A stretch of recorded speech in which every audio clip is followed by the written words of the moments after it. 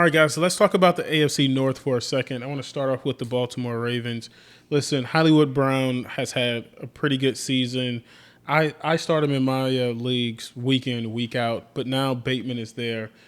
Abby, do you think that Bateman is going to start to eat into some of the work that Hollywood has been getting? Don't forget about Sammy Watkins there too. No. So I Right, think Sammy as well? Yeah, I think Bateman alone. No, I think they play two different positions now. If you bring in Sammy Watkins to the mix, maybe we start to see a few more targets come away from him. But I just think the way that offense is set up, the amount of routes run by Marquise Brown, the percentage of time he's on the field during these passing plays. I think that's his role. I think he is obviously the number one in this offense. Now, again, I kind of go back to don't expect him to put up wide receiver one numbers week in and week out. If he does, great. But very few guys do that. Even first-round picks don't do that week in and week out. So I think if we see a game where, he puts up a 3 for 47 type line and Bateman goes off or maybe Watkins goes off, I'm not going to, then, make the assumption that these guys are now eating into his role and what we've seen over the last 9 weeks basically is now null and void. I think his role is his role, and we're looking at an offense that is not as prolific on the ground as they used to be. We're looking at a quarterback who is advancing as a NFL pocket passer, an offense that has a higher pass volume, and probably even more importantly, or maybe to the same degree of them not being able to run as well as they normally are, is their defense isn't as stout and as elite. So they can't just be in game scripts where they get a lead and their defense just is dominating and they can even afford to have guys. Remember when he had that dominant year 2 years ago. They were sitting out the entire fourth quarters, and he was still putting up historic numbers. Yeah. So we don't see that now. Their defense has suffered a lot of injuries, and they are definitely not elite. And I think they have a lot of tough matchups coming up, especially in division matchups. So they're going to have to fight. So, But Dale, let's talk about that backfield for a second. We go from Tyson, now we got Freeman, Le'Veon is there. Do you trust anybody? That Murray was there, and Murray was there, and Murray looks like he might be coming back soon. Do you trust? I don't even know about that, but Do you trust anybody in that backfield? do you trust? No, but would you play? Yes. And this week you would play Freeman. Freeman has a good matchup. You're playing the Dolphins, and Dolphins is a team that's giving up a lot of points to running back. So he has a great matchup this week. He's getting, I say he's getting goal line carries, but so is Le'Veon. He's also getting goal line carries. I don't think Tyson's got many goal line carries, but it's like he's still splitting it with at least Bell. He's getting a fair amount of passing work, which is nice, but I think Le'Veon gets a little bit of passing work too. They're just sharing that whole backfield, but the person that's getting the first crack at the moment is Devontae. You know, in this last game, he got a fair amount of work. They kept giving him the ball. He had the most carries out of all three, so he's definitely the guy you want to play. Now, after this week, I really don't know how I'm going to feel about it. I'm not a big Devontae guy. I do have him on a fair amount of teams just because he has the role, and, the role has value regardless. Latavius Murray is going to come back at some point. He hasn't practiced this week.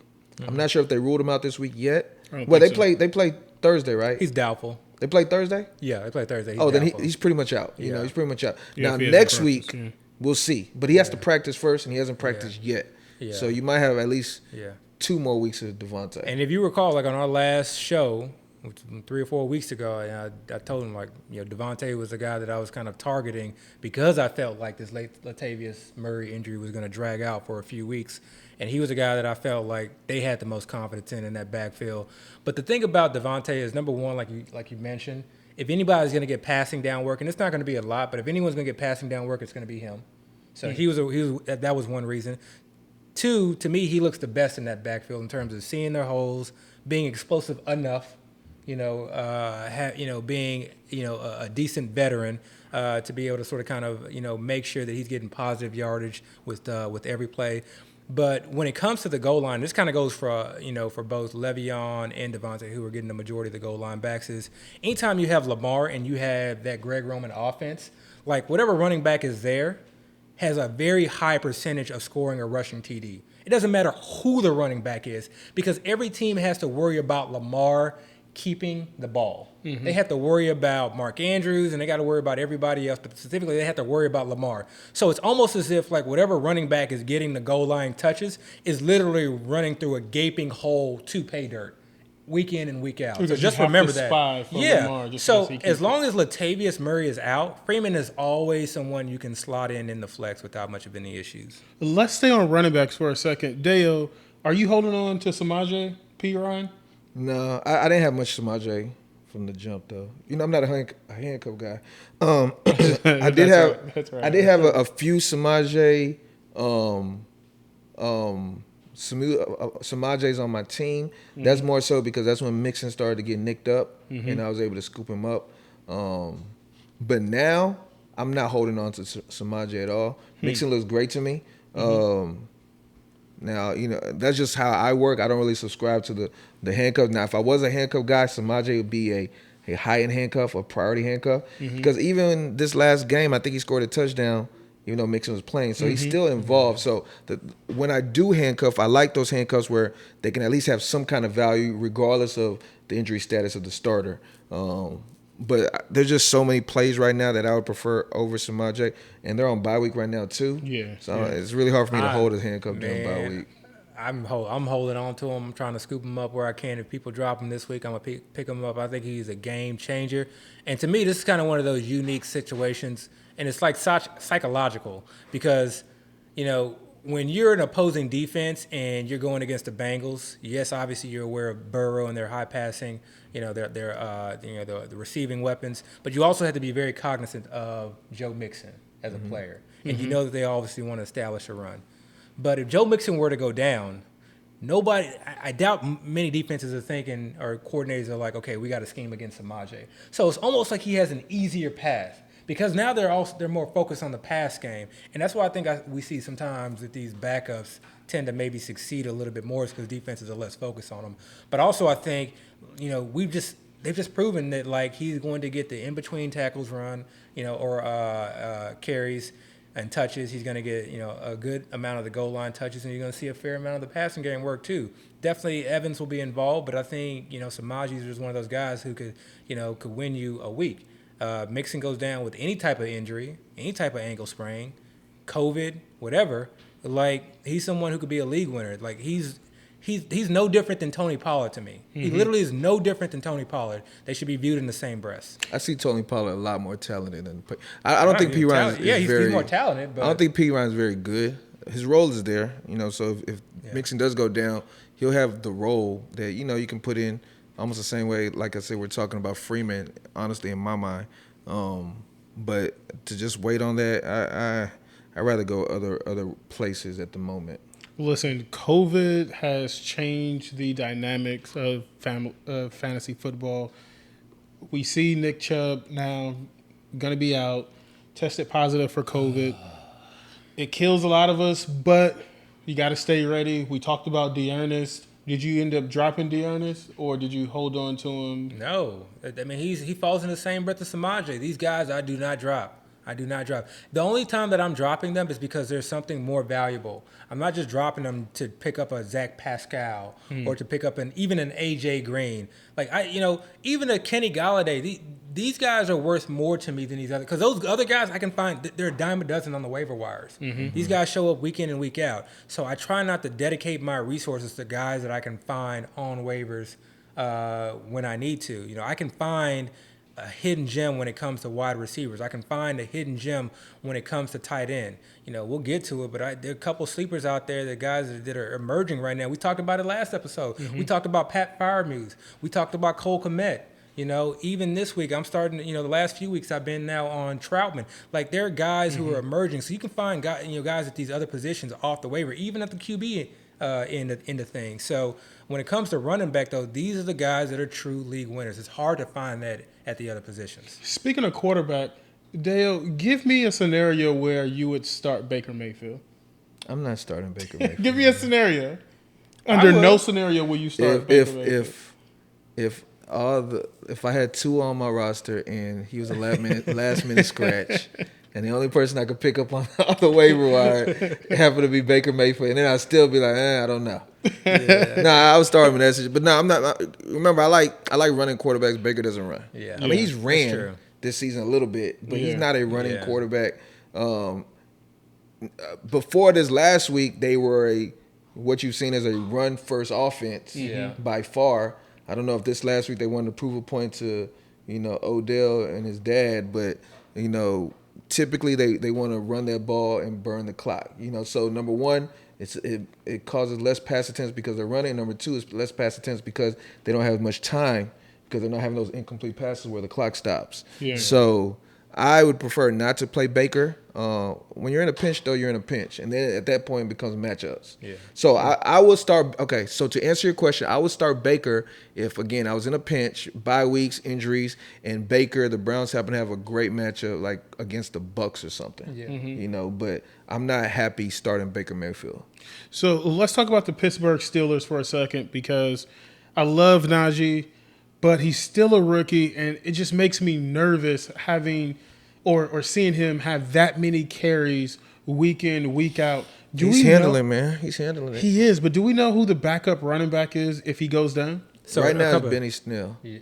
I mean, I don't know. It's Benny Snell. I don't know. I could easily see them saying, you know what, Kalen Ballage does a little bit better job. I don't know. Yeah. I don't know. I think it's going to be a committee until one guy kind of shows himself. Because I've seen both of them. It's been limited sample size, but it's tough. I mean, it's tough to know. So I would say take stabs at both and just try to figure it out. But getting back to Najee, watch Najee run. When you watch Najee run, he's very good about sort of kind of being nimble through the hole and how he take contact. Sometimes you'll see him sort of kind of really some high impact carries, but for the most part, to me he's very nimble and he's a young rookie. I'm not too worried about trying to handcuff that situation where it's a bit ambiguous. To me, that's very different than the other ones that we've talked about because, like you said, it could be Benny Snell, maybe that's it, but how confident are you in that? I'm not confident in any of it. I wanted it to be McFarland. McFarland can't get healthy for whatever reason.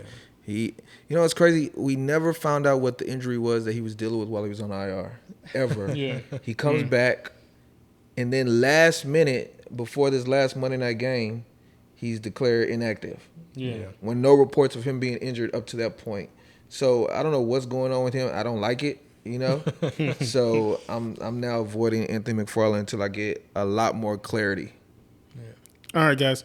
I want to go to the NFC. Oh, sorry. You got to just a real quick comment just because we podcasting tonight. What is it, Wednesday? Mm-hmm. Wednesday night. So Claypool, be very, very careful with him. Don't expect him to just sort of kind of be available this week, next week, or maybe even for a few weeks. Have a plan in action. James Washington. Stay ready. Go get James Washington. Exactly. So if you guys are kind of looking for someone to get real cheap on waivers, last minute addition, like you said, James Washington. And what I liked, what I saw about James Washington is that they did have some dedicated plays. Mm-hmm. They used him on an end around. And this team, again, this is a team where they had a suspect O-line, and their offensive coordinator, you got to give him credit. He's been very creative in terms of how he's tried to keep defensive off balance, and he's done it with end arounds. Mm-hmm. And so what he does is this is why they have, Chase Claypool or Deontay and, even Washington do these end arounds, is because now when they hand the ball off to actual Najee, they'll fake an end around, and it freezes the linebackers and the D-line for just a second. Mm-hmm. And all you need is that second to allow for a little bit of a hole to open up or allow for the lineman to better engage. Mm-hmm. So I like that little addition, especially when, you saw Ben Roethlisberger try to chunk that ball down. That ball was so short. But it allows them to be able to have a running game. So to me, that was a very creative way to sort of kind of hide a lot of the deficiencies with the O-line, with the quarterback. So, but James Washington, I think that was a great call. Yeah, and he has the draft capital. Remember, he was a second-round pick from Oklahoma State. That was a great call. With Mason Rudolph. Like we talked about last episode, Pat Freiermuth. You seen but he should be long gone by now. Yeah. He shouldn't be available. If he's available, run to go scoop him up. Yeah. So let's talk about the NFC North for a second. I want to talk about the Chicago Bears. Listen, all of us was stashing Justin Fields at the beginning of the season. I've since gotten off that train. I've gotten off that narcotic, as Bomani would say. Is anyone like? Do you feel comfortable playing anyone with the Bears outside of Montgomery and maybe Khalil Herbert if Montgomery isn't playing? What about Allen Robinson? Are you guys still rostering Allen Robinson, and are you still playing him? I'm still rostering him. I'm still rostering I'm him. not playing him, but I'm still rostering I played him. him last week by necessity. Yeah, He didn't do bad, though. Yeah, he wasn't terrible. But what you saw last game was Justin Fields get a little bit more comfortable and show some signs of hope. Now he goes into a bye week, and again, you like when rookies go into bye weeks, they get a chance to sort of kind of do some self-reevaluation, some self-audits, try to figure out, hopefully, game scheme, the offensive coordinator, head coach get a chance to sit down and say, okay, this is what worked, this is what defenses are doing against you, and hopefully they come out of the bye a little bit more prepped. He's got a little bit more in-game experience now. So this is one of those ones where, like, I want to wait and see, but it could be one where they could have turned a corner. So I literally, in one of my big home leagues, just made a trade where I traded away Darrell Henderson for David Montgomery. It's a team. It's a team where I'm 8-1. So I pretty much have a playoff berth. And it was some other players involved: Godwin, Tyreek Hill, but. I see something in that offense where they have a chance to take that next step forward. And if they do, they can go from being this team that has just been absolute garbage, which everyone is sort of kind of, for the most part shitting on right now, to a team that can really look good. And that's what, these episodes, even though we're doing recaps, what I think we're trying to really do is think forward. So what you have to do as a fantasy player to really try and set yourself up, or set yourself apart from the crowd is to not rely on historical data, not rely on what has happened the last few weeks, but take what has happened the last few weeks and try to anticipate what's going to happen moving forward. So if you're not in your mind thinking of the possibility of this offense that has been putrid, thinking that this offense may now take the next step, that Justin Fields pick that we were taking in later rounds, hoping that he may succeed and be this sort of kind of, upper tier quarterback because he may be able to run. You have to kind of maintain that same mentality now that you've seen his glimmer of hope and think that, okay, Justin Fields may take that next step. So he's someone that, again, in certain formats where I'm like, okay, if I need a quarterback, someone with upside, now I see that potential upside in him. And he hasn't even run yet. He hasn't even run yet, really. Yeah. He didn't really do much in the last game, where they're not really doing design runs for him just yet. So if that gets incorporated, and if he starts doing that, boom. He may take off. Now, don't forget Mooney and Komet. Yeah, that's what I was going to say. You walked me down with Mooney and those are the main pieces there. Because last year Mooney, I liked Mooney even last year. 4th or 5th round draft pick, wasn't highly drafted, but had a lot of buzz all through camp as a rookie. But when the season played out, it's like all they were doing with him was having him run go routes, and the quarterback, it was either Mitch or Foles or whoever they had back there, just could never connect with him. So he'd have I'm sorry? They always went to Robinson. Well, yeah, but they were trying to throw a bunch of deep routes, and they could never connect with him. He had one of probably one of the most air yards that were not conceived the whole season last year. So it made it seem to me like he was almost like a Deshaun Jackson type player. This year he again had buzz all through camp, and the Bears started off horribly. But what I've seen lately is they're now using him all levels of the field, not just deep, but he's doing intermediate routes. They gave him a reverse this last game to run the ball, so they're actually trying to find ways to put the ball in his hands. Again, this guy has great speed, looking like he's not the biggest guy, but showing his talent. So he's definitely somebody that you want to start to, pay more attention to if you haven't done so already. Yeah. Komet, another player that they had high hopes for, a lot of buzz in the past. He was the first tight end drafted last year, I think out of Notre Dame. I think he was more known as being a blocking tight end, but he's done pretty well lately too. I think I saw a quote where Nagy today was saying that he's taking the next step. which you like to hear coaches start to single out certain players. So that's good. Now, as far as Justin Fields, though, I'm still not playing him because, and you just alluded to it, they're not making design runs for him. And that's where I think the biggest value when we were even first considering picking up Fields was. We thought he was going to be a Konami code type quarterback. If he's just a pocket passer and just, finding players or whatever, I still don't trust Nagy. I don't want to just, attach myself to that offense because, they probably look good against the Steelers, but I would not be surprised they revert right back to the mean this next game. But if I start seeing them actually have him run the ball, like design RPOs, then, I might consider actually picking him back up because once he gets both those sides figured out, that's when you have that high-end, high floor, high ceiling type player. That's the way to see. And one quick comment on your Darnell Mooney. These are like comments that I wish I would have heard in the offseason. But I remember hearing them say on Monday Night Football that Fields and Mooney really developed a relationship in the offseason because when Fields was trying to get a lot of work in after practice, Darnell Mooney, and remember, this is when Darnell Mooney was the one who stayed around and caught balls with him. And so who knows how much of that was true, but it's little things like that to me that, those things to me make a difference, you know. And maybe sometimes we only hear about the positive ones, and so maybe it's a little bit biased, but that to me stood out because he really is the number one wide receiver in Chicago, at least right now. All right, so since this is technically 9:24 Central Time, waivers have run. Are y'all okay with talking about this Detroit backfield? I mean, it's not live. We could have talked about Like, oh my gosh, no, it's not that. They might hear it by osmosis or something like that. Yeah, we can talk about it. All right. So DeAndre Swift, obviously starting running back of the Detroit Lions. Looks like Jamal Williams. That was a question for a little bit. Don't forget.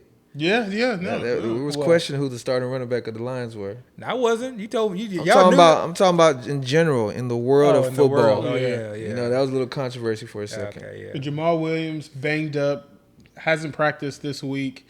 Who are you guys seeing as someone who could potentially have some fantasy value if Jamal Williams isn't there? Go ahead. I mean, we both. Everybody knows. Everybody knows the answer. We're not. We're not the only. Let's not belabor that point. We know it's Jamar Jefferson, okay? But exactly. We need to. What we really want to get to is we need to probably start valuing Jamar Jefferson a little higher than just your random running back for a couple different reasons. For a few reasons. Yeah. Number one, and this kind of a similar approach to how I looked at Dearness Johnson. And don't get it twisted. I was kind of late to the Jamar Jefferson party. If y'all recall from the last episode, I was talking about how I dropped my Jamal Williams shares because I just didn't want Jamal Williams on my roster anymore. And when I heard that Jamal Williams was hurt, maybe we're kind of burying the lead. Jamal Williams did not practice this week. They just come off a bye. He didn't play the last game, so you would think that coming off a bye he would have had time to get healthy. Obviously, that didn't happen. So there's a chance where Jamal Williams might not play this week. And there's a chance that this injury could be a lot more severe than what we initially were aware of. But anyway, so with that being said, again, I was late to this party. But when I finally got to it, I started thinking about it the same way I was thinking about Dearness Johnson. This guy is a talented running back, very fast, high draft profile. And now he's one injury away. He used to be two injuries away. He wasn't even getting clock on the team. But now that Jamal Williams is gone, and we actually saw it play out last game. Jamal Williams didn't play the last game, and they actually gave him carries, and he scored a touchdown. So we've seen him now do it. We know he has a talent profile. And then let's talk about the starter who we know has injury concerns. He's been hurt many times. He's gone into games. I mean, we don't need to put that in the universe, but go ahead. I mean, but it is what it is. He's gone to games questionable. He's had these groin issues. So it would not be surprising if Swift gets hurt, and if that does happen, in Jamar Chase, you have this, I don't want to say league winner, but somebody that can really fill in a major need at the running back position, that can put up a lot of points, running and passing. And right now you can get him for nothing. So Jamar Jefferson, is somebody definitely we are looking at right now, and we're kind of we're not looking at. We're adding him. Yeah, adding him all over the place for as minimal as possible. But yeah. And to piggyback off of that too, again, kind of keeping with the theme in terms of like looking far ahead, because I'm constantly looking far ahead. Okay, this is how I differentiate. I don't differentiate in terms of in drafts. Okay, let me try and get as crazy as possible. I differentiate in season. Okay, who are some guys that I can potentially pick up and be way overweight, so that in the event the unforeseeable happens, I'm set up and I got it at low cost. So you mentioned so many different reasons why he could be an easy, great, even $1 ad right now. Yeah. And the other other reason is kind of what we talked to and what we alluded to in throughout the pod, which is he plays on a very, very bad team. I think they're undefeated, right? Or sorry, they're winless. No won a game yet. Yeah, they're winless. So obviously they're not in the playoff hunt. So if DeAndre Swift, again, has a low ankle sprain, something that would, he may be able to, most teams, if they're in the hunt or in contention, would just play through. A team may just put him on IR. They may see, okay, let's see what this guy has just for the future. They have an offensive line that is above average, okay? They're going to be in constant negative game scripts, and we've seen what someone like Jamar or what like DeAndre Swift has done, as well as someone like even Jamal Williams at times. So he's someone like, especially in these tournaments where, just add him. You never know when rosters lock. That week 16, week 17, where someone has COVID or someone's just sitting out sitting out for personal reason. Who knows? You now have this one player on your bench that very few teams in the tournament had, because he just didn't have a lot of value. Mention the other running back that you. Oh yeah, and now another last thing. So we're talking about Jamar Jefferson, but we still don't know, because even in that game without Jamal Williams, there was another back that they gave some burn to as well. Godwin, I'm gonna just say Godwin IG. I can't really pronounce his last name, and he's Nigerian, so I feel kind of some type of way about that. But he got some run, both in between, with carries as well as in the passing game, and he looked okay too. Now I think Jamar Jefferson probably is the more sexier pick, but not 100% sure on who would get carries. I'm sure it'll be divvied up to some degree, but at this point, we're probably just gonna go for the talent. Right, and I just want quickly to speak on the wide receivers for the Lions. Mm-hmm. They started off the season with Tyrell Williams and Bernard Perriman. Both of those guys are now gone. I think they even had Geronimo Allison, maybe. I don't remember. But right now, the receivers that look like that are getting the most work have been Amon St. Brown and Khalif Raymond. Yeah. Those are guys that's been getting, even though both of those guys have burnt players the last 2 weeks. Mm-hmm. Amon St. Brown a couple weeks ago had 0 points. Yeah. And then last week or the last game, Khalif Raymond had 0 points. Yeah. But when they've had games, they've had these great games. With that being said, they did just add Josh Reynolds recently. Mm-hmm. That could throw a wrench into all of it, because he has rapport with Jared Goff. Great from their Rams days. Mm-hmm. He has, he has talent. We've seen him do things when he was with the Rams. Still young, so probably has not probably, but definitely has way more size than your St. Brown or your Raymond. So he might have a role, and he's somebody you can really get super cheap for nothing right now. You want to, I wish you would have said that 2 hours ago. Let's talk about the Green Bay He'll still be available on the next waiver run. Let's talk about the Green Bay Packers for a second. Listen, they have had a run of COVID. First, Devontae Adams, then Aaron Rodgers. I don't want to talk about Aaron Rodgers and his whole flap. Let's talk about that team in general. Do you guys think that, with presuming that Aaron comes back, will Devontae Adams, value go back to what it was when he was there? And then also, how do you guys see that backfield? Because A.J. Dillon doesn't look so bad to me. This is why I was so high on A.J. Dillon early on, is because as we're kind of getting into colder months, I think they're going to want to run the ball and establish the run. And to get a little bit off topic, because I've been wanting to try to talk about this too as well. Have you noticed that, like, good teams, so teams with a good head coach or teams with just sort of kind of a winning mentality, when a star player gets injured, especially a star offensive player, whether it's a running back, quarterback, wide receiver, or all three, the defense sort of takes over. Mm-hmm. They basically, they sort of kind of, say, okay, y'all are hurt. All right, we got this. Mm-hmm. It's just happened over and over again. We've seen it with the Cleveland Browns. We've seen it with Green Bay. the last few weeks. And so Seen it in New Orleans. we've seen it with New Orleans all season. Yeah. So, and we just saw it with the Titans as well.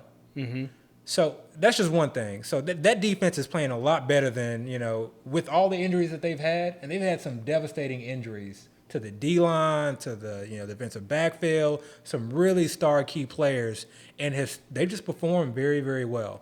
So with that being said, with their defense performing at least an average level, that allows them to be able to establish the run and run the ball because their wide receiving core is still very limited. Maybe they may get OBJ, but it's still very limited. It's Devontae Adams and a bunch of just kind of, so-so guys, okay? They even lost their star tight end. Yeah. So their running game is going to be a big part of what they do. And I think it's going to be both Dillon and Aaron Jones. So before where I wasn't starting A.J. Dillon, unless it was just out of absolute desperation. Now he's flex worthy because now you may see a situation where he may also get some touches, as far as targets and receptions out of the backfield. I think already happened a little bit. Exactly. But the biggest thing, this is the last thing, and this is what we need to see happen, which has not happened yet. He's not getting any goal line work. He's not getting any. He fumbled a couple times. I think there was some trust issue, but I think he's regained that trust. So if we start seeing him get some goal line carries, then we working. I mean, you always gonna start Aaron Jones. I don't want to say anything negative about Aaron Jones. I don't know, man. I'd be a little concerned if I was an Aaron Jones owner. Yeah. Just a little concerned because where you were selecting him in drafts, of course, I'm talking about after the Aaron Rodgers news. Yeah. But I saw him going as early as the back end of the first round. And the way they're using him, he's almost becoming part of a real life timeshare. He's going back to the Aaron Jones of before. Yeah, with Jamal Williams. Jamal back Williams. When the first, Jamal Williams was drafted before Aaron Jones. Remember? I don't know if y'all know that in the same draft. But yeah, so if they're using A.J. Dillon that much, and A.J. Dillon has looked good. We're not just talking about somebody that's just spelling a guy just because they want to rush the starter, but this guy's actually earning his carries. He even caught a touchdown pass not too long ago, a few weeks back.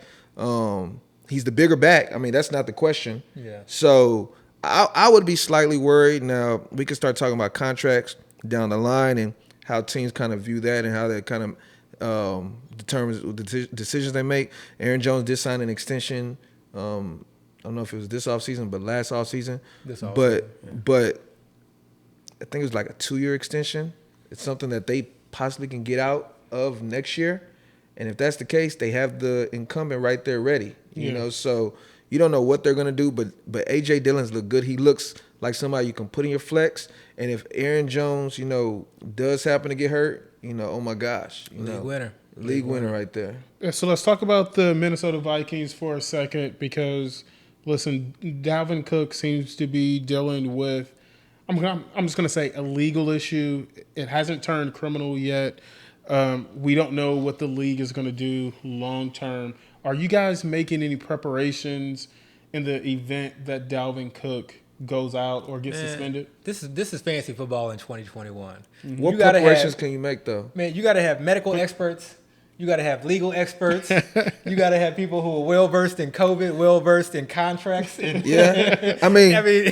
but my question is, like, what can you do? Because his backup is rostered across the board. Right. Yeah, you should have hashtag stayed ready from the get-go. You're not gonna find Madison on any waiver wires. Yeah. And most likely he was drafted across the board, so he was never even on the waiver wire to pick up. Now, if you're trying to say, okay, let's take the next step, the next step now is looking at the guy I was high on in the draft season was Kene Nwangwu, right? Who is a guy that was he at Minnesota? He just ran back a TD. Yeah, he just ran back a touchdown for a kick. This guy's probably one of the fastest guys in the NFL. Yeah. He's a rookie, and he started off the season on IR, so he didn't really have the time to get acclimated with the team going into the season. He might just now start to get his legs under him. Like Abby just said, he ran a touchdown recently. You never know. I'm telling you right now, man. If and they got rid of Amir Abdullah. Exactly. So if Darren Cook or if Dalvin Cook is somehow, like, whatever reason is not playing, I mean, Alexander Madison is getting the far majority of the work. I'm sure they'll bring someone in, but this is a system where whoever the lead back is, they get the work. Yeah. They've shown that. So I 100%, if Dalvin Cook is suspended or is out an extended period of time, I'm 100% picking up whoever the next backup is. Yeah. You have to. You have to. I mean, that's because again, Madison is not out there, so that's a moot point at this point. All right, guys, let's keep moving. I want to go to the AFC South. Oh, Conklin. That's called Tyler Conklin. Yeah. Yeah. The tight end whisper. Yeah, man. Let's talk about the AFC South. Tennessee has, that division in a stranglehold. Let's talk about, King Henry is out. Everyone rushed to go pick up Adrian Peterson. And McNichols. McNichols is still there. How do you guys see that backfield kind of shaking out? I want no parts of it. So, number one, before I forget, Tennessee Titans defense, that's probably one of my most added teams. Just go look at their schedule.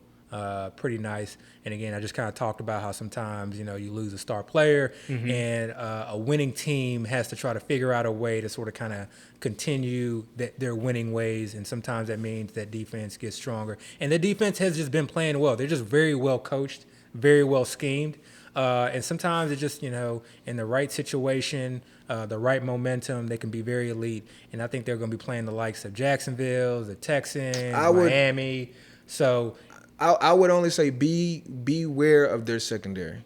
Oh, yeah. They have a weak secondary. Kevin Bird is balling. Oh, yeah, he's balling. But their corners are not the greatest. Yeah. They got Xavier Rhodes. He's kind of been in and out. No, sorry, he's on coach. That's on the coach, yeah. They don't really have anybody in their backfield. Because they got rid of Logan Ryan and Adoree Jackson and Malcolm Butler. But what they do because of that is their D-line has just been a lot better than what people. So they Jeffrey Simmons. Yeah. So they just rush 4. Yeah. And then everybody goes back into coverage. Yeah. And they get pressure with just their 4. So that's why it kind of works out. It's just a well-coached team. Yeah. Just a well-coached team. But yeah, in terms of the backfield, we picked up McNichols before. As soon as Darrington Evans... we were on Darrington Evans all year. Yeah. All Every year time we're like, he's on waivers, yeah. like Adam. Just waiting it out. Then he went on IR for the second time, and obviously that meant his season came to an end. Yeah. So as soon as that happened, that was literally Saturday we found out. Sunday we picked up McNichols just preemptively. But to answer your question... I really, I'm not really looking at any of these guys. If anything, if I had to take a random guess, it'd probably be on Dante Foreman. I think he's looked the best. He's probably got the most juice. My issue with him is just from a football IQ standpoint. He's just lacking. I think that's why he kind of bounces around from team to team in terms of pass protection, in terms of just knowing the plays. There were a couple of just if you watch the game when he was in, there were just a couple plays. I think it was a bootleg. I think it was an end around or a reverse. And it just seemed like he was kind of not sure where to go. And he just missed a very easy block, I think it was on Jalen Ramsey. And Jalen Ramsey just blew up the play. And it's just plays like that where it's just this is probably why this guy doesn't get a lot of burn. But the talent is there, Yeah, and maybe. then he had one where he excellent burst through the hole, and then he tried to sidestep or cut, do a cut to the left, and then just kind of tripped on his own feet. Yeah. Just little random things like that. But I think he's has the most burst, has the most talent, most well suited in between the tackles. I'm still going with AP. Yeah. I still think that offense is made for the type of runner AP is, and I think he got the most carries this last game. He scored the goal line touchdown. In that offense, especially if they actually have a game script where they're just say, okay, let's burn the clock. Let's lean on the run like they've done in the past. I think all of that will go to AP. Foreman does look a little bit more explosive. Foreman has come off of Achilles injury, and he's kind of bounced around. He hasn't been able to latch on to any team. So he's being added on the Titans due to necessity. I don't think so much as it is talent. And he's been there before, though. Yeah, he has been there, but again, they let him go, though. Yeah. He's been there before, and they let him go. And McNichols himself has been somebody that's bounced around. I think he was drafted by the Bucks, went to the Rams or one of those the 49ers, I believe, and then eventually. So all these guys are almost like journeymen now, including AP, I guess you could say at this point. Yeah. McNichols did get a goal line carry, though, too. Yeah. So, but we'll see. I don't know. It's a tough one. But I would go AP at the moment. But let's stay on running backs for a second. Jacksonville Jaguars. Robinson. Oh, sorry, real quick. Sorry to keep interrupting. Tennessee, the tight end to own is Jeff Swain. It's not It's not Pruitt. It's definitely not Anthony Ferguson. God, man, what the hell? But Jeff Swain, that's the one. Like if you're like in a real pinch, tight end premium, like he's the one that you want. Go ahead. All right, so let's talk about Robinson banged up. Carlos Hyde, started last game. Didn't have the type of outing that I wanted to see. He didn't have the type of volume. Outing. Oh, outing. So, Okay. like, Because he had a lot of volume. A lot of volume. He just didn't do much with it. Yeah, but remember, you were also saying yourself he went against the number one running defense. That's fair. That's fair. You know what killed him that game though? What? If the Bills would have done what the Bills were supposed to do, which is go in and be up by double digits, he would have gotten a fair amount of targets. Yeah. What killed him that game was that he didn't get targets. He was actually getting burned the clock outside. He got what did he get, like 25? 22 touches. 22 touches. They were all carries. Yeah. But he got 22 catches, and in the week before he had like 5 or 6, 7 targets in a game. So that's what killed you. And you can't. I mean, if you tell me Carlos Hyde is gonna get 22 touches against the Buffalo Bills, I'm probably gonna take the odds and start him. Yeah. So I want to quickly move on. Let's talk about the Colts. But wait, real quick before we go on, I think James Robinson didn't practice today, which means Carlos Hyde might still have value this week. I think they expect him back this week. They though. expect. They can expect all they want. Yeah, be careful. Right. They can expect all they want. You know what? This is actually a good point, and I think I've learned to do this, and I just figured this out. You can Google practice reports. Like they put this stuff is just ready to bit, and you can Google inactives. You don't have to wait on Schefter or try and sift through what they cherry pick and decide what's relevant for us. There's so much out there. So what I've been doing now is I just Google Buffalo Bills inactives week 9, and you get to see everyone. And there's some that are provide a compiled list for you. That's next level. That's what we should be doing, and we should be doing the same thing with practice reports. Who's not practicing Wednesday, and then who also didn't practice Thursday, and then specifically Friday. The big one is Friday. Yeah. Look, we need to go through practice reports. So real quick about those practice reports, those Friday practices, those are really just walkthroughs. Just walkthroughs. So that's even then. If I see somebody but if you can't go through a walkthrough, right? No, if you can't go through a walkthrough, you're really, really hurt. Yeah. But if a guy misses Wednesday and Thursday, and then he comes back, he did his minimal work or what they call it, limited on Friday. I'm still a little I don't know. Yeah. At least give you some idea. Right, because if they're going through the walkthrough, that means they probably expect them to be part of the game plan to some extent. If you're not going to be part of the game plan, there's no point in you going through the walkthrough. So it gives you a little bit of hope, but still, you just still have to be cautious in that aspect. Is Naheem Hines flex worthy? No, I ain't doing it. No, he is. He looked good last week, man. You do need to stash him because I do think if Jonathan Taylor goes down, that he's going to have a significant role. I don't think he's going to take over the Jonathan Taylor role, but they're going to play Marlon Mack too, though. They'll play They'll play Marlon Mack, Mack. but Naheem Hines is going to be a significant part of that game. Yeah. They just played, a terrible Jets team. At least that night they were very, very bad. That night they were very, very bad against the run. So, and he looked good from these splash plays. Yeah. It's not like he looked good because he was getting a bunch of work and he was just killing it. But he had that big long run where he took it to the left and just burnt everybody, and then he had that long pass. Now, of course, that's still points, so I'm not taking that away. It's just the fact that prior to that game, his workload wasn't very high at all, so you can't trust it. So no, I'm not playing Hines like that. Should fantasy owners consider Tyrod Taylor as a quarterback to maybe stash? Man, hell no. Don't do it. This dude, man, you literally this was if there was ever a game where you were needed. If there was ever a game where you were needed Tyrod. Maybe he's still hurt. Say what? Maybe he's still hurt. Man, he wasn't hurt, man. That was Tyrod. He looked real bad. He didn't look anywhere like he looked the first 2 games. Yeah. But this is the thing about Tyrod, and we kind of talked about it in the group chat, is that, I'm not going to put too much into one game because anything could happen. We saw how bad Josh Allen looked. We've seen how bad Mahomes looked. We've seen a lot of quarterbacks, look bad. Yeah, everybody's looked bad at some point this year. But the issue with Tyrod is, again, going back to our theme of this show, he's on a losing team. How long do you think they're going to keep him in the starting lineup? They are on bye. Do you really, if they come out? He has one of those contracts too, where if he plays a certain percentage of the snaps, he gets a certain amount of money. Yeah. So the team could easily be like, let's not get paid, especially if we don't need him.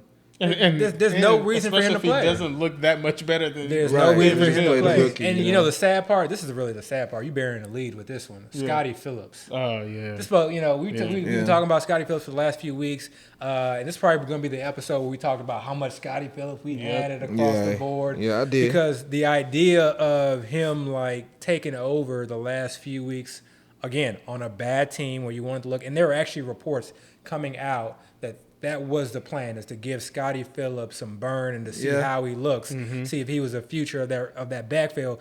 Again, in a tournament like the FFPC, those are the types of players that you want on your team, and then to find him, end up on IR. But you move on. Yeah. And if we're moving on, Well, how long is he going to be on IR, though? it's out. Actually, you know what? Cut this. Because in the event that he comes off of IR, No, but And I'm what, not cutting what, that. what I'm trying to get at is you now need to start looking the way you're viewing Phillips. Yeah. You need to take that same view and put it on Royce Freeman. I don't know. You might not like it, but let me tell you something. They're the exact same age. And don't Royce seem Freeman like has the higher draft capital. Yeah. Royce Freeman, you would think is the more talented back. Yeah, I don't know. I'm just saying. If the Texans were trying to, what we're saying they were probably try to do, look at a player at the end of the season when they're not winning and just see what they have. Royce Freeman is a unrestricted free agent after this season. Yeah. Why do they put a claim in for him? Yeah. They only have 6 more games with him. Yeah. The way we're looking at Phillips, they're probably going to want to use Freeman the probably same right. exact way. And again, you would think Freeman is more talented because he was a second, third round pick a few years back. Yeah, I had that. We just have this sour taste about I mean, Freeman. I had the same reaction when you were saying, that same thing about Mark Ingram and about, Yeah, exactly. Lindsay. Yeah. So, you just think, like, sometimes you just don't want players to, like, be the one. And sometimes they are the one.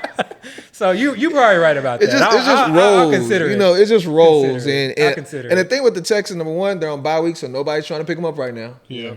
And number two, nobody likes the Texans, so all of them are always going to be free. Yeah. You can literally drop them and add them each week if you want, and nobody's going to impede your progress. So Yeah, we're not advocating anymore. Yeah, don't do that at all. Yeah, we're not advocating that. But if you anymore. were to add, just Freeman's out there. That's all I'm saying. keep an eye out. Keep Yeah, an keep ear an eye out about You that. just need one or two of those guys to like get injured, or go down, or like be on IR. For Like some Philip reason. Lindsay. Scott Phillips just got hurt. Yeah, Yeah. but it's still 3, 4.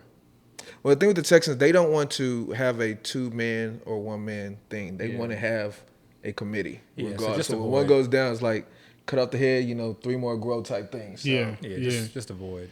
So let's talk about the NFC South.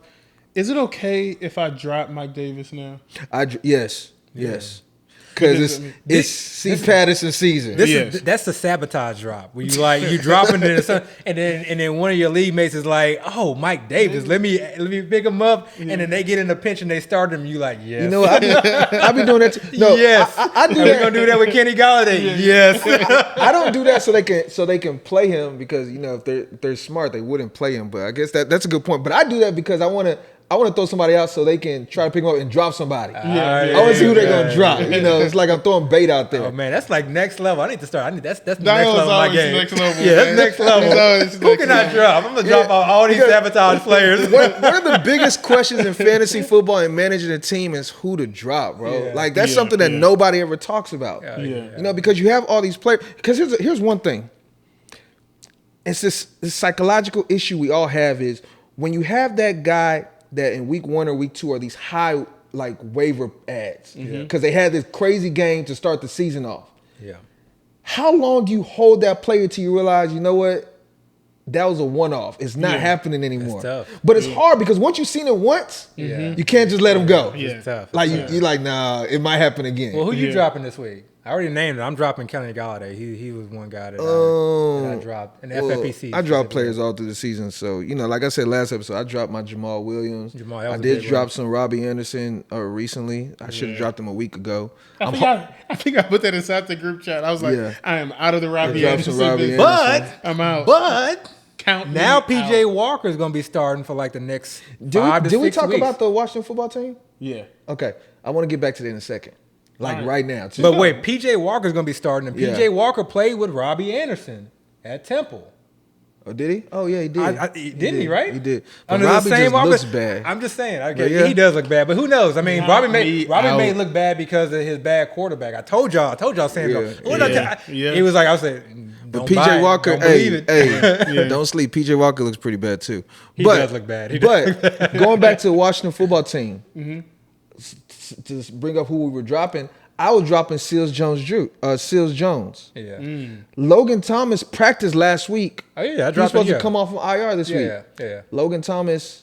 News report came out today that after Monday's practice, he was a little sore. So they're going to determine if they're going to even designate him to come out on Friday. So do you know what I did? I picked up Ricky Seals everywhere.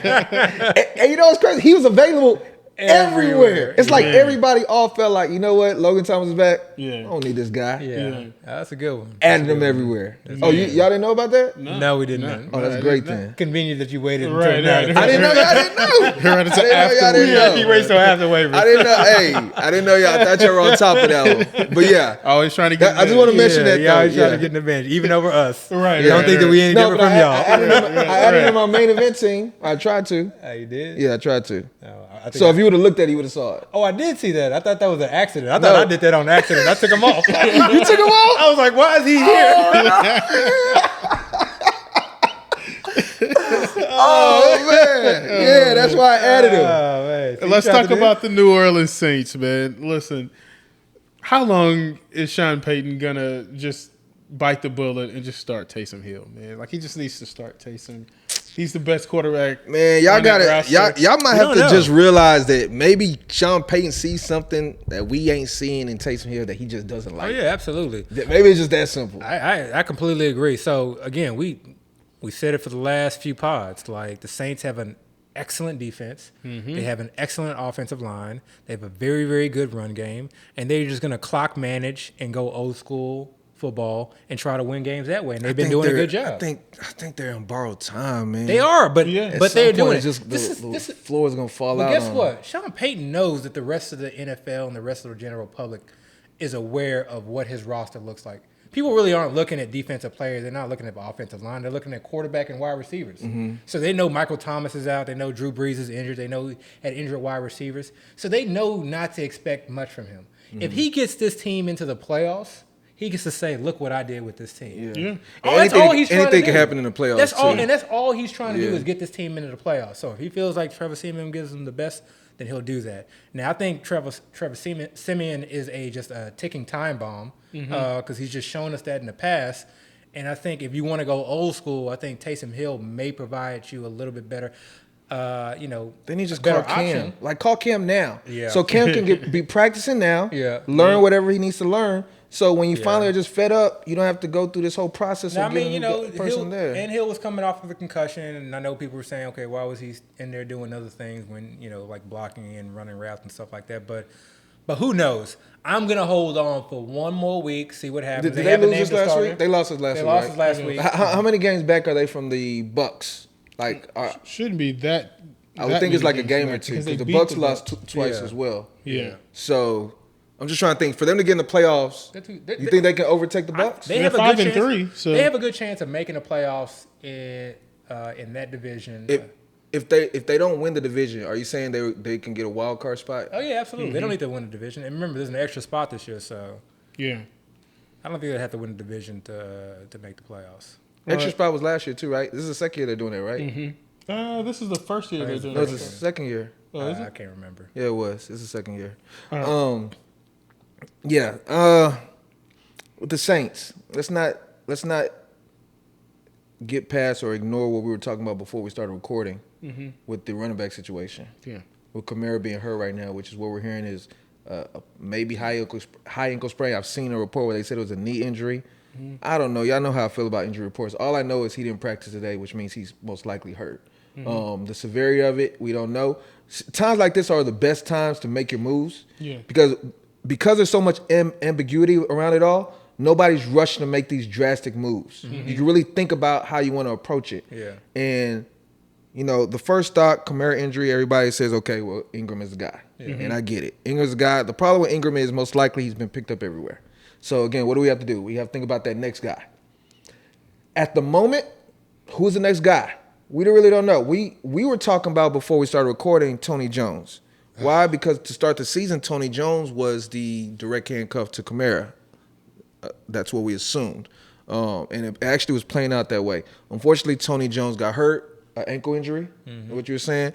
They put him on IR, but that was like 3-4 weeks ago.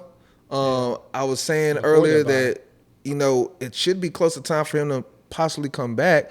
The only problem is we haven't heard him practicing or anything. We haven't heard any news on Tony Jones. And he's a low-key guy, so with those types of things, sometimes they just don't report. They don't really talk about it. So maybe we need to do a little deeper dive into it. But if we hear Kamara's injury is a lot worse than what we assume at the moment, Tony Jones, especially if they're starting to talk about him maybe coming back soon, is the target.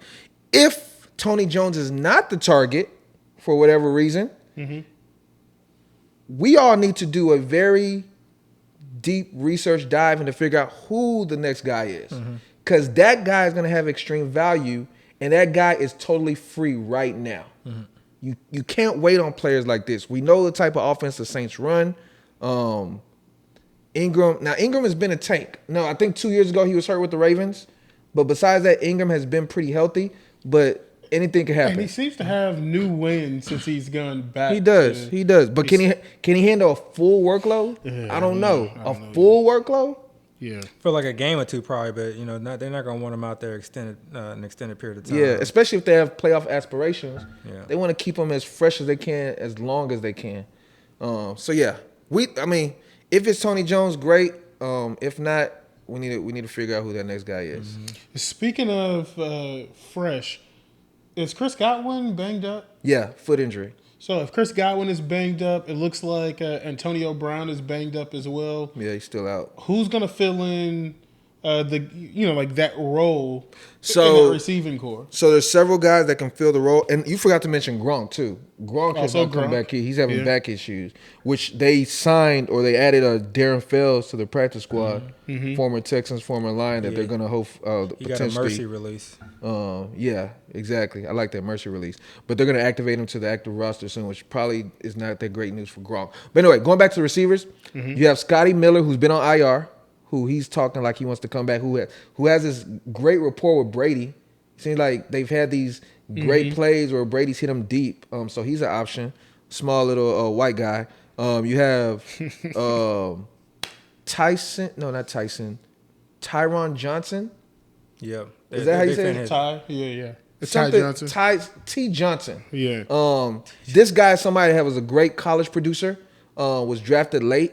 Didn't get much work last year. Maybe he just wasn't. He didn't have a good grasp of the playbook or anything like that. But he's gotten in a little bit this season. He's done pretty okay when he's been out there. So he's an option. The rookie that they have from North Texas, who's one of the most productive receivers in college last year, is Jalen Darden. Small, super fast guy. I think he's run a little bit of kick return, and I've seen him put him out there a little bit for passing work as well. So with all that being said, and there might even I forgot to mention Brashad Perriman. They just signed him this week, and he played with the Bucs 2 years back. It wasn't with Brady, it was with Jameis, but he played with them, and he actually had a good back end of the season that year, which actually he was able to parlay into a couple more contracts. So with all that being said, it can literally be anybody. For me, though, I'm just looking at Evans like, let's go. Yeah. Evans is about to eat, But it is good to know the other guys because one of those guys is probably going to have value. And you can take a shot at any of them, and they're all free right now. Yeah.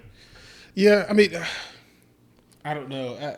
I like that Tampa Bay offense. Obviously, I have a lot of Lenny. It seems like he's taken over that backfield. I'm seeing Rojo being dropped. Are you guys dropping Rojo?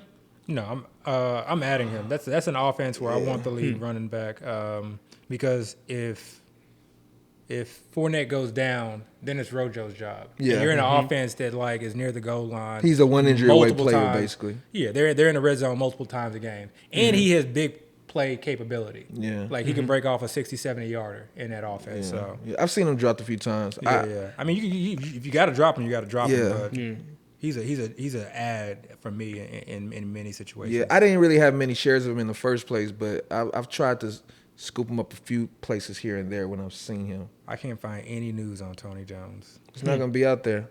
Like nothing as far as It's practice. not Like gonna be nothing. out there. And let's move to the AFC West. Listen, Deshaun Jackson signs with the Las Vegas Raiders. Is that relevant at all? Are you guys picking up Deshaun?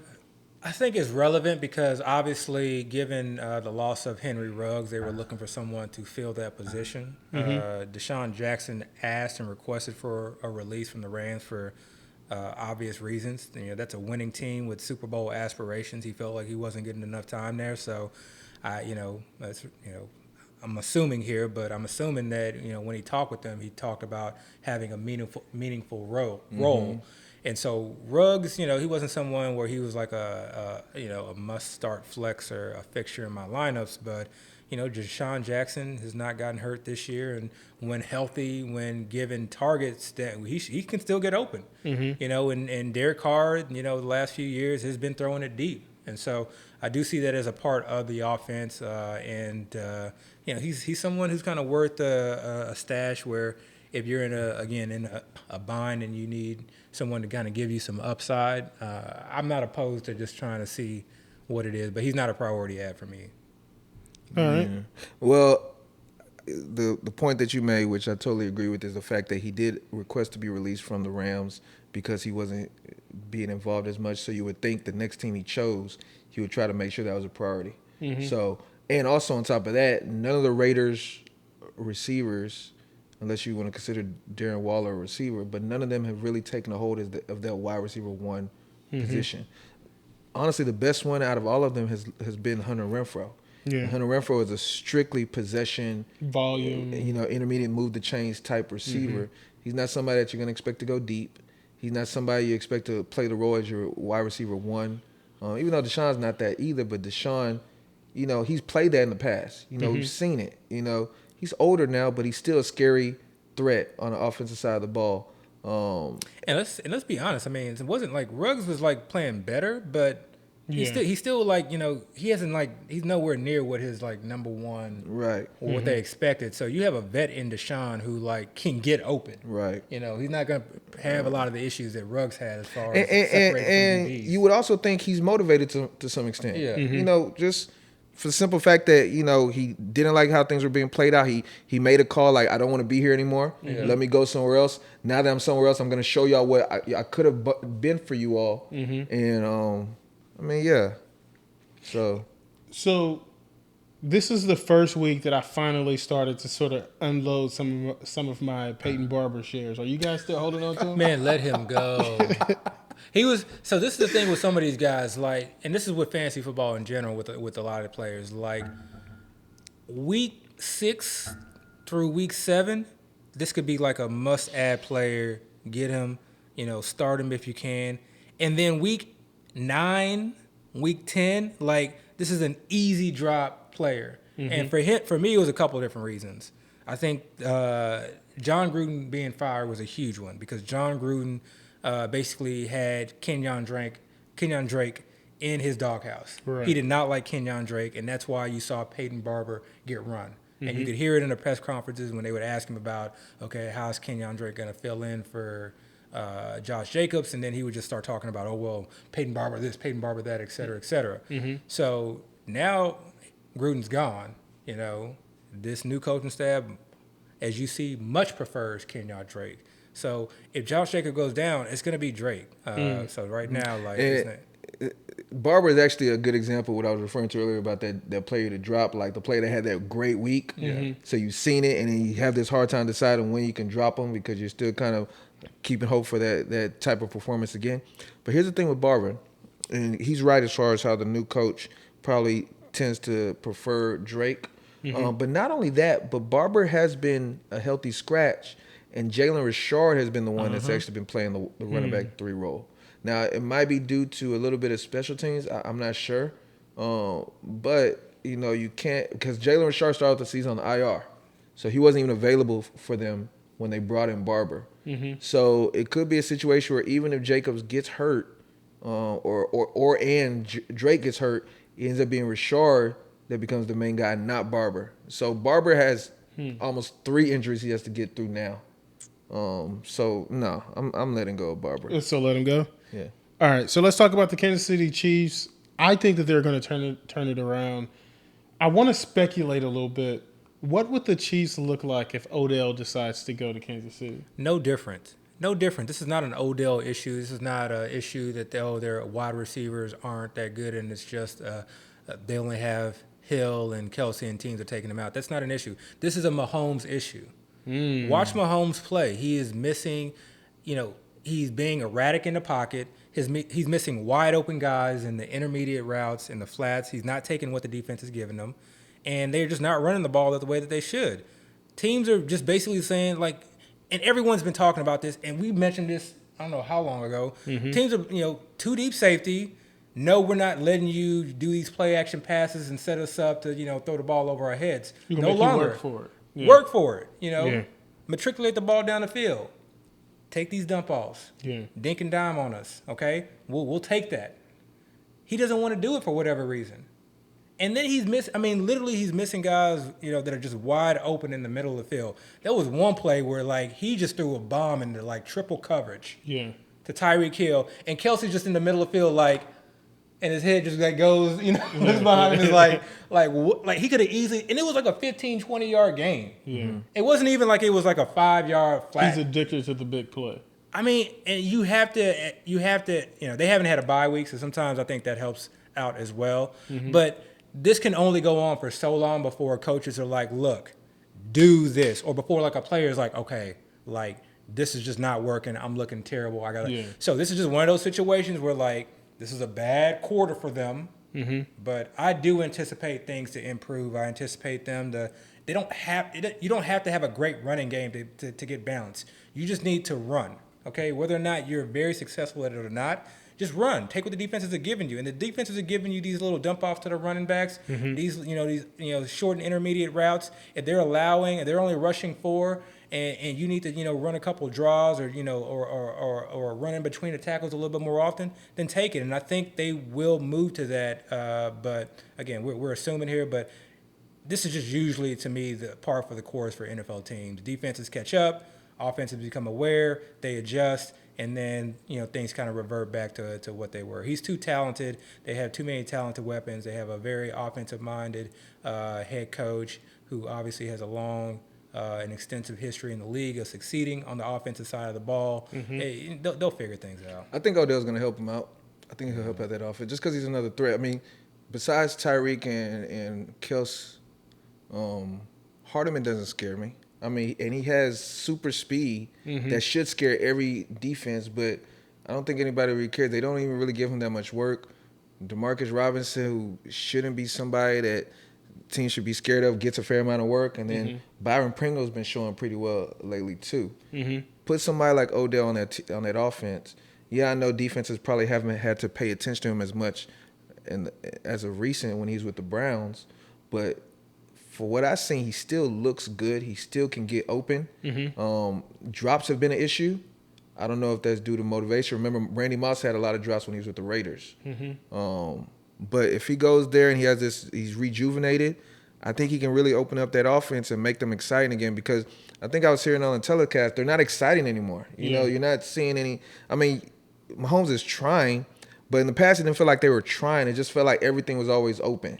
Everything was just so simple for them. That's the thing is defenses are catching up. And this is the thing, too, about personnel. Look at Andy Reid's prior offenses. It's not like he's just had loaded offenses. He's had periods in time where there's only been one, alpha type wide receiver or one, elite running back.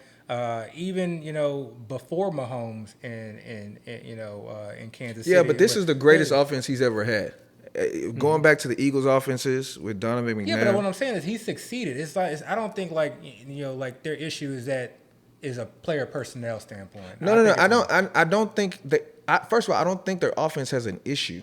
Yeah. I don't think there's any issues at all. I think adding Odell will boost that offense a fair amount. I think it'll be even more dangerous than what it is now. I think they'll be very scary. I think Odell will be motivated. Odell's never played with a team that was a Super Bowl threat. Right. You know, the Browns, they made a run last year, but Odell was hurt. You know, so he never really got to feel that. If he goes to look at the teams he's looking at. These are all teams that likely are playing deep into the playoff race. You know, which tells me he's trying to be on a winner. You know, so he going to the Chiefs. I think it's gonna be scary. I'm not a fan of players like that. I mean, win where you are. Like figure it out. Like it's a team sport, man. It's 22 guys. I can't win here. I'm not succeeding here. Cut me. Oh, now I want to go play for a winner. Like you were on a winning team. Like you were on a winning team right now. But there's one thing as far as being on a winning team. It's one thing as far as being a part of a winning team. I don't think he felt like he was being a part of that team. Well, figure out. He felt like he was just out there running routes. And honestly, I watched a little bit of his dad video that he put out. It was actually, Baker wasn't even looking at this dude a lot of times. They got like, issues, like what?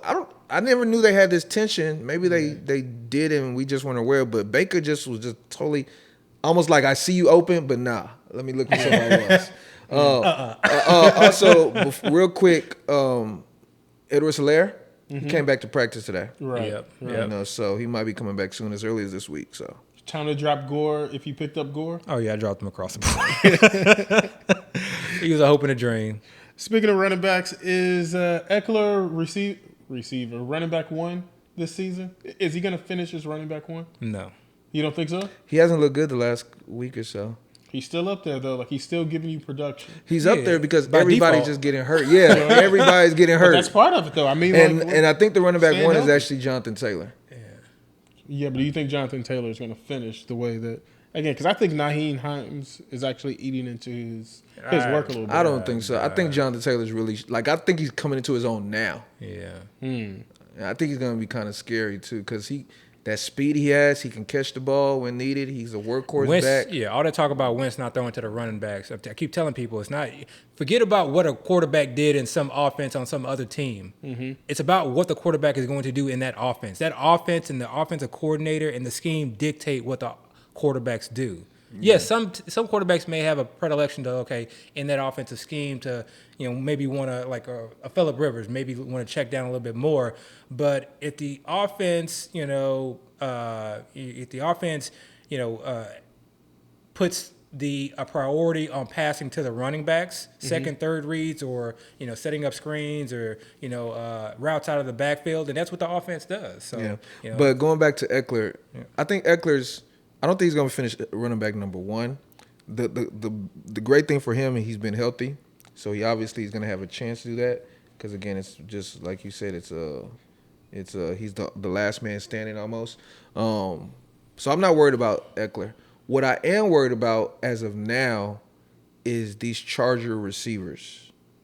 Receivers, both of them. Why are you worried about Keenan Allen? Keenan Allen, he hasn't been dominant this whole season. He's had good games here and there, but he hasn't had Keenan Allen from last year type games. And Mike Williams, he started off hot, and it's cold. He got this knee injury or whatever, and he's cooled down the last few weeks. But even with both of that being in play, Herbert has still been producing. So that kind of what is that showing me is Herbert doesn't need to have his wide receivers. Herbert was a top quarterback last week.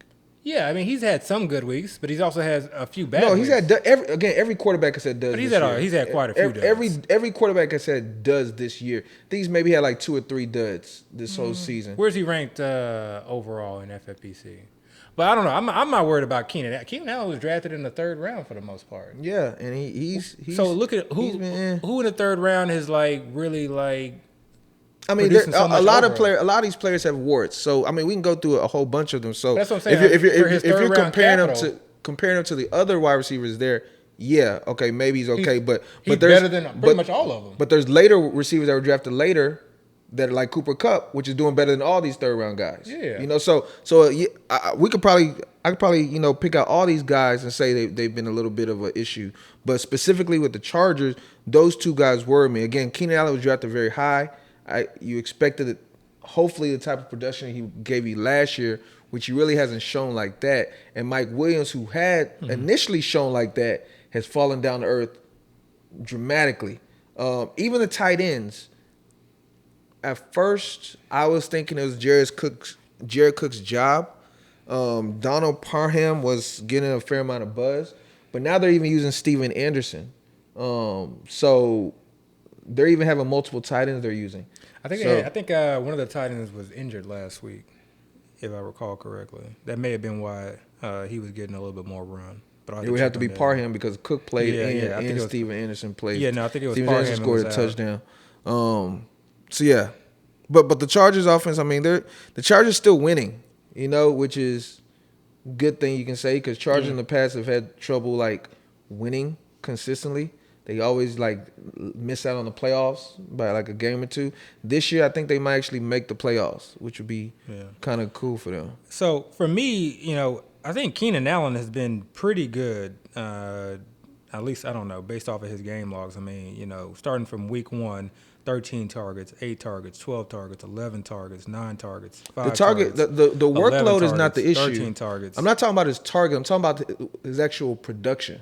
I mean, I don't know. I feel like for someone being drafted, and where he was as far as like a lower end wide receiver 1, early wide receiver 2, he's produced as much. Yeah. I would rather have Mike Evans, Cooper Kupp, Chris Godwin, AB. Not me. Yeah. I would rather. I mean, of course, AB's hurt now, but when AB was out there, but AB was a week to week proposition. Same thing really with with Mike Evans at times. What do you mean about week to week? Like there was like some weeks he busted and some weeks he was out. That was the tough thing about when all those Bucs wide receivers are healthy. Sometimes it's hard to figure it out. When one's banged up, then it's a little bit easier. It's less of a. I mean, yeah, he's had a bad game here and there, but he's also had these big major games which Keenan Allen hasn't had. And these are guys that I'm talking about we drafted after the fact. Cole Beasley's had pretty good games, and Cole Beasley was taken super late. Christian Kirk has had great games, which is crazy. So I don't know. For a guy you're drafted that high, you want more consistent production. I don't think he's been there. He's getting a little bit better, but I would have thought he would have done even better than what he did last year. So let's talk about the Denver Broncos for a second to finish off the AFC West. Why do people keep disrespecting Tim Patrick? All he does is continue to produce in that offense. I mean, listen, Jerry Jeudy has been hurt. Cortland Sutton has put up dud weeks. Tim Patrick, fairly consistent. Yes, he puts up a dud here or there, but for the most part, it's pretty consistent. Mm-hmm. Are you guys playing Tim Patrick, or is it Cortland Sutton? He's hurt right now. Yeah, he got hurt just at the beginning. Yeah, he got hurt. I don't think people are disrespecting him, but it's hard to want to start the third receiving option. Some people may consider fourth receiving option if you look at Noah Fant, although he's been kind of disappointing. But it's hard to start the third receiving option in a Broncos offense where your quarterback is Teddy Bridgewater. So like that's hard. So yes, he's a good player, and yes, I do start him and I do roster him. But I'm not this is a Tim Patrick week. It's okay. This guy's on bye. This guy's injured. Let me play him and let me hope for the best. And he has produced more oftentimes than not. I just view him as like a wide receiver forward, to be quite honest. That game against the Browns, I think he had a dud game. Yeah. And that being a primetime game, that kind of probably let a lot of people, a sour taste in a lot of people's mouths, so they probably didn't play him as much last week. Last week he scored the touchdown, but now he's hurt. So now I don't even know if you want to consider playing him now. And then Judy's back. Judy's looked great. Judy's looked better and better. It's going to be his third game back. He has the target share lead by far now. So that's just another mouth that wasn't there throughout this whole season. Yeah. And you're not going to have a situation where you have an elite cornerback, and I guess Diggs, he's elite quarterback in elite cornerback territory right now. You're not going to have that situation every week where the elite cornerback is taking out your number one wide receiving option in Sutton. So that, passes were funneled elsewhere. So now when they go play other teams that don't have an elite cornerback, now Sutton becomes more of an option. Remember, when these quarterbacks are going back to throw, they have options. They're going back, they look at their first read option. Is he open? Okay, they look at the second option. And sometimes the defense dictates where they go immediately, but I doubt it's on a team with Sutton, Jeudy, Fant, and the running backs. I doubt that he's dropping back and like looking at Tim Patrick as his first read through each progression. But wasn't Tim Patrick their leading receiver last season? But that was with a lot of Everybody injuries. was hurt. Every situation is different. So like He has more touchdowns this season than any but other receiver. Jerry Jeudy was hurt. Sutton's coming off an ACL. So early They in the lost season, KJ yes, it was Hamler. good to start Tim Patrick. But if you're asking now, with Jerry Jeudy back, with Sutton, with Noah Fant coming back, if you're asking now, like it's not. I don't think it's a. So I we think just it's a gonna question. keep making excuses every time Tim Patrick produces. Like, I mean, listen, he's number one on the team in receiving touchdowns. He's barely behind. But that's a Cortland quantitative Sutton. stat. And if you're talking about all these players that have literally missed games, Cortland Sutton of course- hasn't missed a game. what was Sutton? For me, the guy there is Judy. I think Sutton has looked good too. I think Patrick hurts Sutton.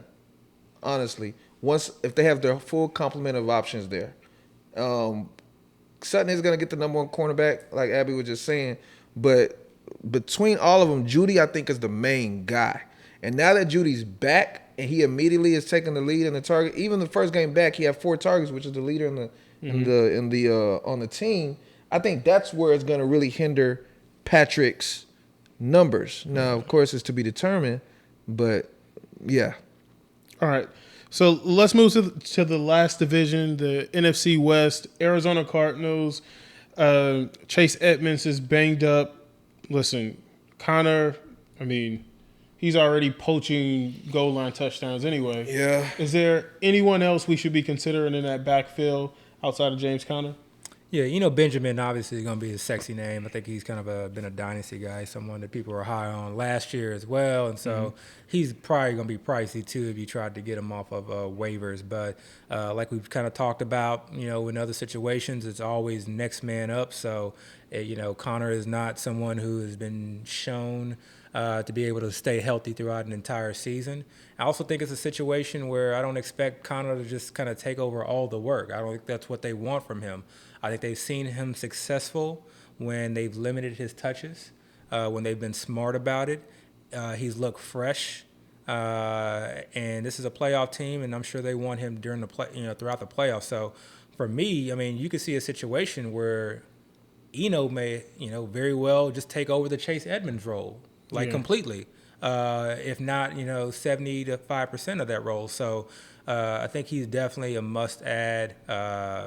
And in a situation where if for some reason they do lose James Conner, you can see him take over, quite a bit more work because then you get real thin at that backup position. And Edmonds going to be out for a while, so that's really why I like the Eno ad.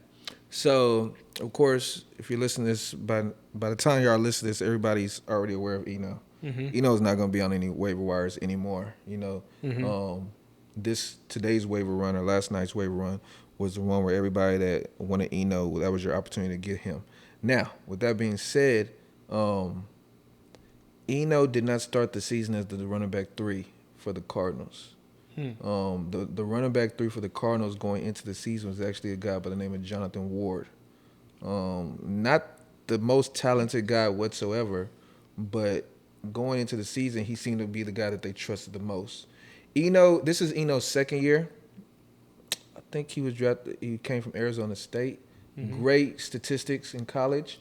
But last year for the Cardinals, he did not play at all. I think we talked about it on one episode. He didn't play at all. Maybe played a special team down here and there. Maybe was activated one game, maybe. But in reality, they had this guy in bubble wrap, locked away the whole season. Whether it's due to him not being good in pass protection, I think they said he might have an issue with the playbook. You know what they usually say. But he didn't get no burn. Going to this season, you thought, okay, now that Kenyon Drake is gone, he's going to bump up. And then all of a sudden, I'm seeing this Jonathan Ward guy getting all the burn. So it made me start wondering, like, what's going on there? Maybe he's in the doghouse, whatever. Maybe, again, he just didn't do things that they trusted. Fast forward to now, Chase Edmonds got hurt. Eno, before this week, I don't think has got many carries at all, if any. He was playing special teams. Right. So this last game was the first game he actually got carries. Now I do believe he's going to take that number 2 role now because he looked good. Yeah. He's talented. Like he was saying in the dynasty world, everybody was aware of Eno. He has the size, he has the speed. He can be a top end running back. But the fact that there was something there to begin with, and he didn't start off as a running back 3. Don't forget about the name Jonathan Ward. And if Connor gets hurt, and we know Connor has a history of injury problems back to his Pittsburgh days, Jonathan Ward now becomes the one injury away player. This is where Googling those inactive actives, because whatever running back they decide to make active, if they decide to have 3 RBs active for this upcoming game, that third RB is likely not going to be like highlighted on anybody's Twitter or tweet. So Googling that and figuring out who that is well ahead of time may give you a little bit of an advantage in some of your home leagues if you need to do a quick ad. Because like you said, you never know. We're assuming that it's Eno, but it may not be. Yeah. So Chase Edmonds is going to be out for a while. Chris Carson seems like he's been out forever. Is he going to come back this season? Man, I don't know. They designated a return today, though. Yeah. But do you think he's actually going to play? I don't know. The whole Seahawks running back, the Seahawks backfield, just I try to avoid taking the mindset of what, I'm just going to ignore this and I'm not going to even try to figure it out. I hate doing that. I really try to do a deep dive so I can figure out, at least even if I'm wrong, but to at least lock in on a decision. This is one of those rare instances where I'm like, I don't know. Right. I'm dropping penny shares. I'm starting to give up on the Seahawks backfield. I'm dropping penny shares. I'm holding my Carson shares, holding my Alex Smith shares. I've seen Alex Collins. On waivers. I don't even want to put in a waiver claim. I just don't even want to think about it. Yeah. It's a headache. I don't have much to say, man. Because then they also use multiple guys. And so, man, that's a tough one. Yeah. So let's talk about the 49ers for a second. Is it Ayuk season coming up? Like, are you guys feeling better? Is Debo hurt? Debo's a little banged up. Ayuk looked pretty good last week. Is Debo hurt, though? Or is he going to play this week? He's hurt, but I think he's going to play. There's no designation at this point. I got to see it again, man. Y'all heard all these reports they talking about he didn't know how to practice and that's so I don't like hearing that. But this is the thing about that. Like, there's a reason he didn't play well. Okay, now all these reports come out. Like, it's just feeding the narrative. Mm-hmm. Like, I don't care. I don't care. He didn't know how to practice. He played bad. Whatever the reason was, he was playing bad, and we had ample games of watching him put up, subpar fantasy performances. Now we see him put up good performances. Now all of a sudden he knows how to practice. So I don't care. Whatever happens, whatever needs to happen for you to be productive fantasy players, do. Okay. See, but my thing is, me hearing it after the fact does not help. But if you tell me beforehand and say, look, before you draft him, look, this guy doesn't know how to practice. Yeah. This guy's doing this. At least now I can do something with that. Telling me that after the fact, after I've already drafted him, does nothing for me. See, my thing, though, is he wasn't just not looking good as far as dropping the ball or, he wasn't getting many yards. He wasn't even getting targets. That's the thing. So it's like they weren't even using him. He was not looking his way. So and this is the thing. And I made this comment before where to me, Jimmy Garoppolo is basically Sam Darnold. These are like one-read quarterbacks and they are one-read scheme quarterbacks, meaning they are in a specific scheme and they run the play the way that it's supposed to be run. And if that first read is not there, they get flustered and they don't know what to do and they start making mistakes. His first read is always Deebo Samuels or George Kittle. Mm-hmm. That's 1-2, 1-2. And then if it's not there, it becomes an issue. Even that one pass over the middle to Ayuk, that 20, 30-yard pass where he fumbled. That was a great play by Ayuk, but that was just almost a Hail Mary type throw from Jimmy Garoppolo. So I'm not a fan of quarterbacks like that. So it's tough for me to say that, okay, now it's Ayuk season. I gotta see it again. Yeah, I do kind of keeping with the theme that, like, okay, maybe defenses will, start to scheme a little bit more to try and take out Debo, given how well and successful he's been. But I mean, we 10 weeks into the season and we have not seen that. No. But we didn't mention Mohamed Sanu is out. Oh yeah, that's a big. That's going to benefit him Ayuk quite a bit. Yeah, that's going to benefit. That was like a safety net. That was like a safety net for him. So maybe it is Ayuk season. Maybe I'm more curious about the backfield. Now, Staying away. I do believe Elijah. My Jeff Wilson chair. I'm holding on, baby. I do believe Elijah Mitchell has that job. Yeah. But my thing is, I don't see him being used much in the passing game, which I feel like there's a lot of value if he was. And number two, Jeff Wilson is back. Now, I know Jeff Wilson didn't play at all last game, but he was activated. You know, he just came out the PUP. You would think his knee will get stronger as the season progresses. They're probably not in the playoff hunt, so they're not really going to care about using him, you know, or keeping him fresh, I wouldn't think.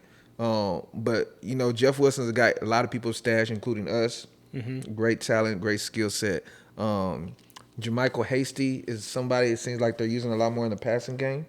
So I really don't know what to make of it. Now, of course, you know, all things considered, I'm going to play Elijah Mitchell. But I don't know if the ceiling is as high for him as I would have wanted from my Niners running back. Yeah. My issue with this offense is that, you know, I do think eventually we see Trey Lance.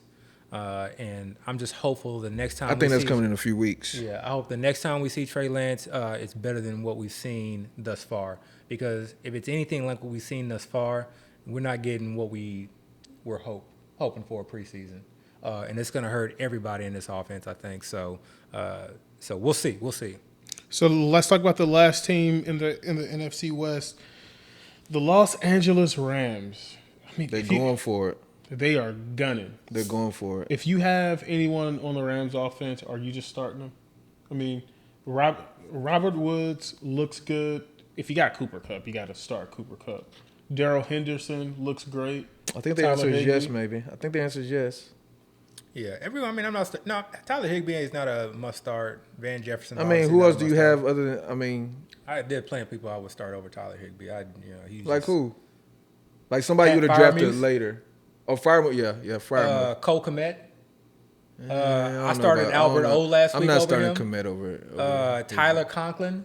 A lot of these are matchup. Albert O, plays you probably start him, but that I wouldn't want to. But these are all like matchup plays. If I find a matchup. What about Van Jefferson? He's like a wide receiver for me. But he's a flex. You can play him now. Yeah. Because there's nobody that Deshaun's gone and Tutu Atwell's gone. All right. So you can play him. But I think you can start all of them. They're going for it, man. Yeah. The only problem is, you know, they only have one football. Yeah.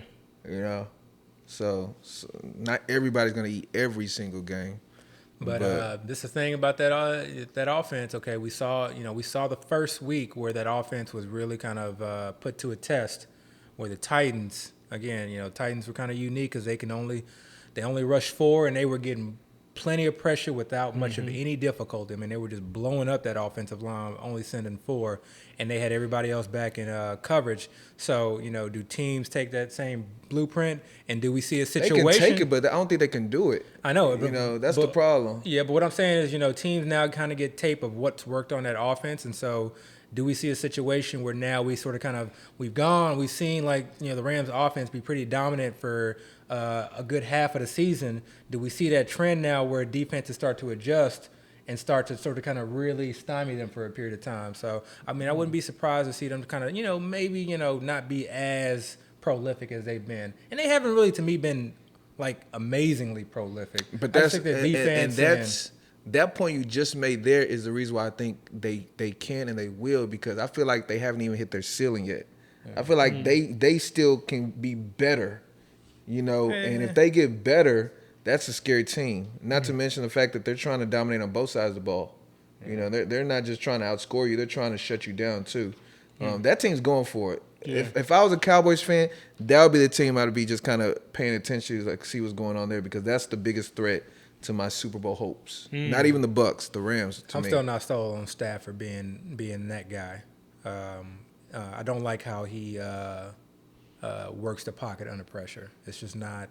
It's not something that, because when you get in the playoffs and you start playing other, you know, strong defensive teams, you know, teams that can, you know, really lock in and likely can bring pressure. If you can't, I mean, if you just got one, you know, if you can't, you know, sit back there and stay calm under pressure without making, you know, bonehead mistakes, you're going to be in a lot of trouble. So we'll see. He'll be all right. I think he'll be all right. He came from Detroit, man. He has history. dealing with. They didn't win in Detroit. What I'm saying, he has history dealing with. He has history dealing with a lot of pressure all the time. So that's like his that's his normal state of NFL football. All right, man. Like, I'm running out of steam, guys. So I think I'm gonna end this thing.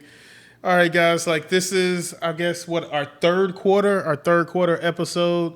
We're out, man. Like, I have no outro. Like I'm just all out of steam at this point. Hey, man, stay grinding, stay ready. I think we threw out a few dynasty names in there, so I don't have to add a list or anything like that. Of course, Tyree Jackson. We talked about him already. Yeah. Don't forget him. Yeah. But other than that, yeah, I think we're pretty good on that. All right, guys. We're out. All right, man. Please like, rate, subscribe. Third quarter. Let's go. We're out. Walk down season.